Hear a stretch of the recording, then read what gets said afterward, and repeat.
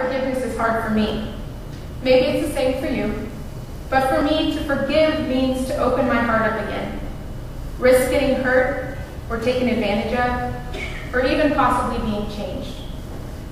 So instead of forgiving, we tend to compartmentalize.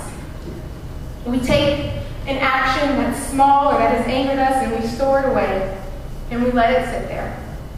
Now most times the transgressions against us are small, that suppressing them really doesn't do anything. Sometimes the small ones build up, and before you know it, you're angry over spilled milk. And then there are the big things. The things that cause so much pain and heartache that not even 20 years of therapy could help.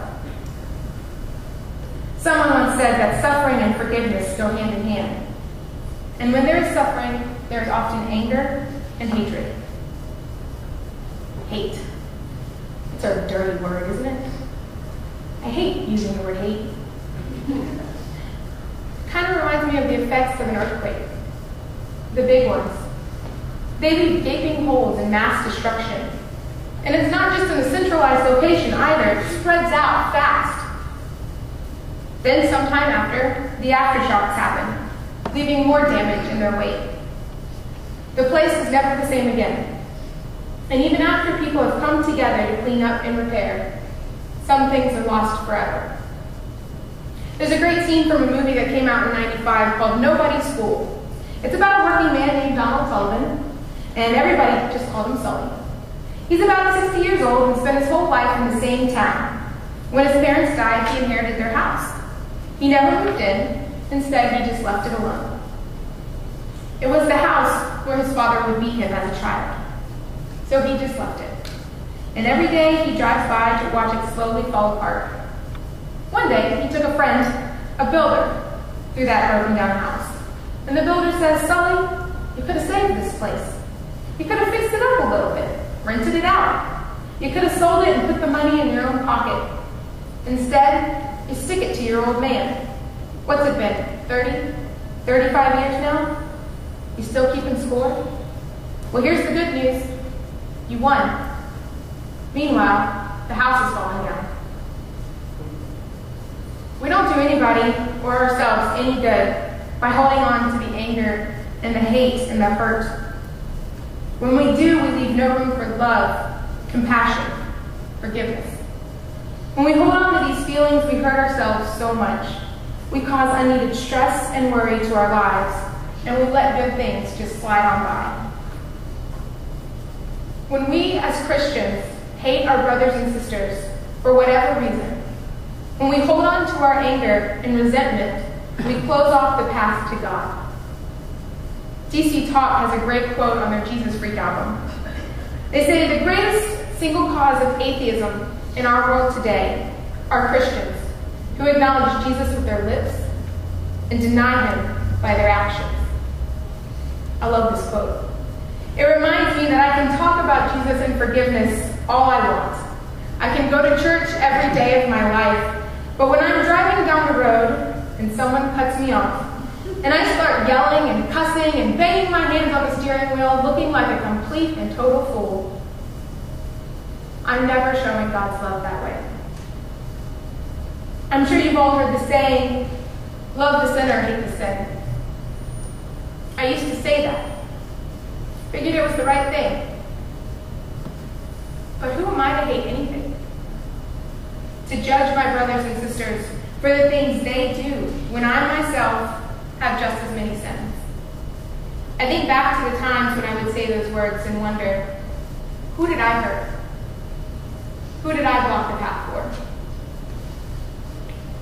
I'm sure you all remember the shooting that happened in Pennsylvania in the Amish schoolhouse where 5 young girls were shot and killed. Well, of course, Hollywood had to come along and make a film about it. But it wasn't just about the shooting. It was about the reaction of the families affected by this tragedy. The movie is called Amish Grace.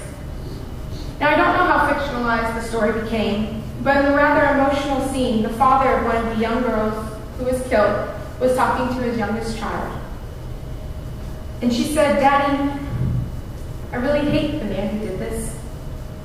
And her father responded, "I understand why you would feel this way, but hate is a very big very hungry thing, with lots of sharp teeth. It'll eat up your whole heart and leave no room left for love.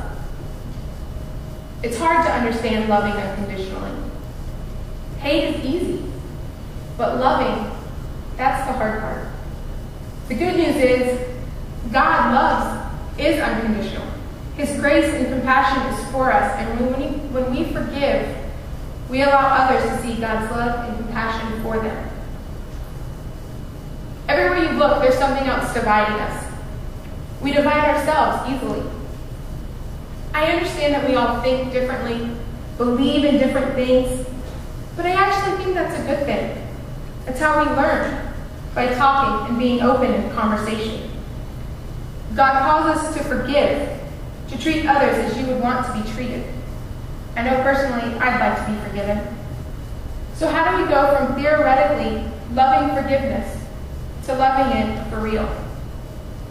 I believe part of that starts here, in this group, building a community of understanding and acceptance. We live in times where it is easier than ever to be connected to one another all across the world.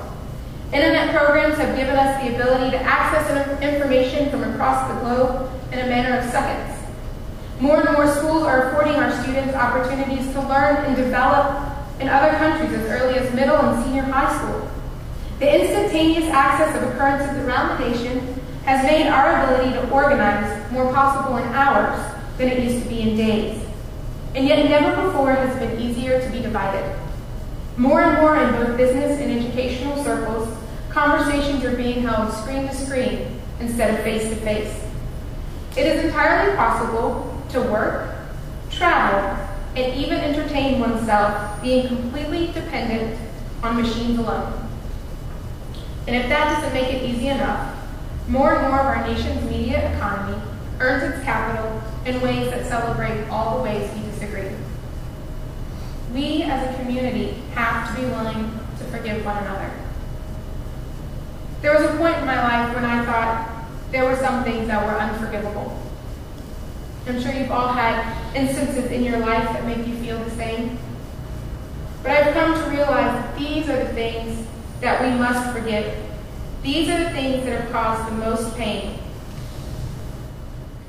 The author